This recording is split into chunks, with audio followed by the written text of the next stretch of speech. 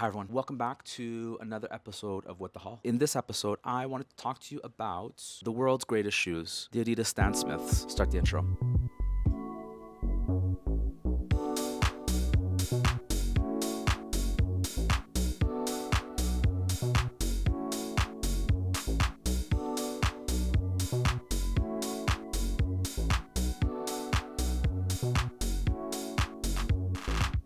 First order of business, I need to introduce myself. So at What the Haul, I do pretty much most things in the beauty space, bar makeup. Sometimes I do these little fashiony things. Keeping with the What the Haul formula, we need to talk a little bit about beauty. I did get my Sephora sale order. I got some Salt and Stone stuff. I bought the travel packs last month when they first came out. Now that the sale came in, I bought the full-size versions. I bought 2 shower gels and the bergamot and hanoki deodorant. Now this is the sensitive formula. This is the gel. In the travel packs, it was the extra strength. The extra strength deodorant, phenomenal. The scent really holds up. It felt a little bit chalky, a little bit gritty.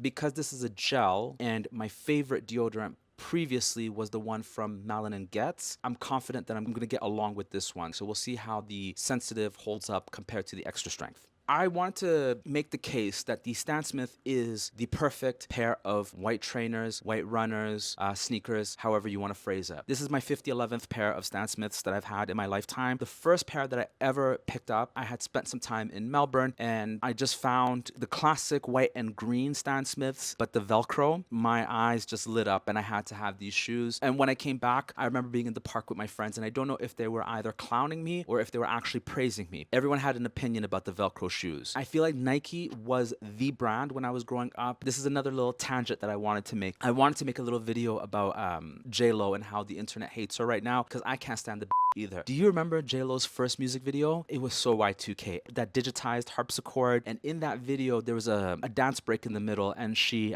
is wearing a Nike Air Max Pluses. Those were the shoes when I was in high school. I was so obsessed with those shoes and I missed out on them. The following school year, I bullied my mom into buying me the Air Max Plus 2s. Ooh, I had the ones that were like black and gold, and oh, those were the best shoes. I love them so much. As the years go on, people, we all progressed. Some people started wearing black Air Force Ones. If you're more fashion conscious and less hype beast, I think Adidas is more that brand. I could be wrong, right? But that's just my sort of inference. First argument to make here is that they are durable and very easy to clean. This edition that I have here, these are called the Luxe. I'm almost 100% sure that at one point they had a run of these shoes, and I think they were calling them Varsity or Collegiate, and it was 3 colorways. Currently on the Canada website, it's just this and the white. This is a leather upper, and it's a very soft, buttery leather. It truly does feel luxe in comparison to your standard Stan Smith. I'm not precious about them, but I always make an effort to make sure that my shoes look reasonably good. I've been the person who has used a magic eraser to clean my white shoes in the past. I do believe whatever chemicals are in the magic eraser long term erode or degrade the quality of the leather on the upper. If one wants to clean the soles of their shoes with a magic eraser because this is rubber, I feel like that's a reasonable thing to do. When they start to look a little bit mucky, I will use the Jason Mark,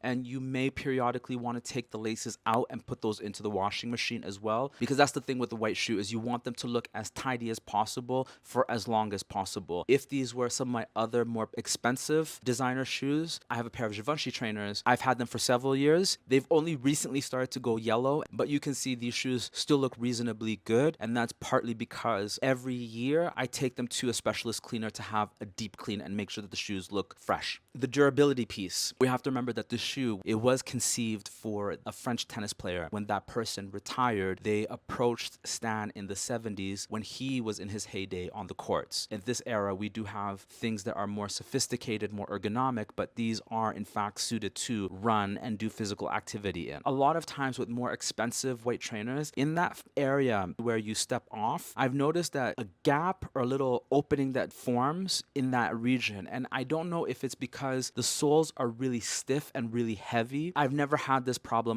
with these sorts of shoes. They hold up for a very long time. The other reason why I think these are the best white shoes, having been around for nearly 60 years, these shoes feel permanent. This shoe is almost like a template for other shoes, and also a lot of designers wear them. The woman of the 2010s, Phoebe Philo. Zara would be nothing without Phoebe Philo. Even she wore Stan Smith. In the last 10 years, Common Projects had a style of shoe that was identical to this. Are they still even in business? For people who want to do like capsule dressing or want to simplify their wardrobe and have like a very streamlined approach to their dressing, this is the perfect off-duty shoe for almost all circumstances. In the winter, you have a pair of shearling lined boots. In the summertime, you have your Birkenstocks. All other times of the year, you have this and maybe a couple of nice dress shoes for occasions, right? I feel like the price point on these shoes is very accessible. The weekend when I was shopping on the Adidas site, they were having a 30% off across the website, excluding these shoes and certain other capsules, I think Y3, etc. I don't feel like the price has changed significantly over the years. I feel like they've always been in the $100 price range. A lot of other shoes, I've watched the prices inflate. This is where I want to circle back to the Gucci Aces. I do have evidence of this. At one stage, when I was looking at the Ace, and I wanted the ones with the red and navy web, they were going for about $750. Currently, they're $1,200 Canadian. It's really hard to justify getting,